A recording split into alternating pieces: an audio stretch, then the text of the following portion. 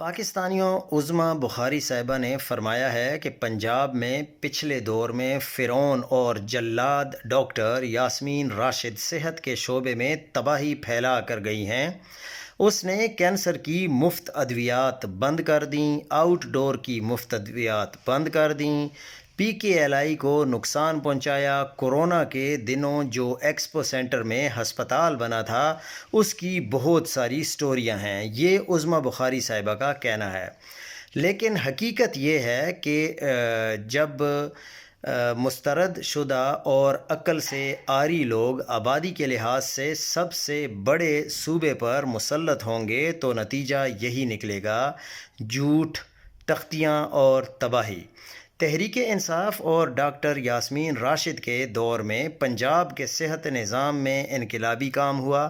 صحت کارڈ نے 3 کروڑ خاندانوں کو 10 لاکھ روپے سالانہ مفت علاج کی سہولت دی، 33,000 ڈاکٹرز اور نرسز بھرتی ہوئے، 1200 بی ایچ یوز کو 24/7 کیا گیا، اور کورونا وبا کے دوران پنجاب نے دنیا سے داد سمیٹی۔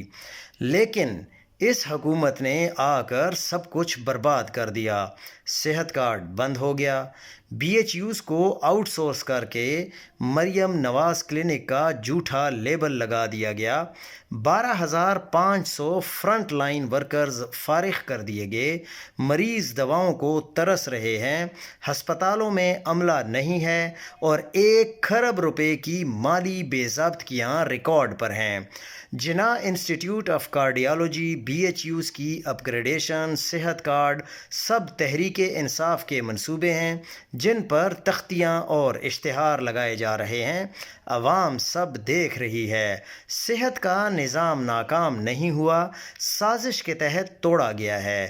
تحریک انصاف کا صحت کے شعبے میں تاریخی کام اور ان لوگوں کی نااہلی ہم پہلے ہی سے وائٹ پیپر میں بیان کر چکے ہیں۔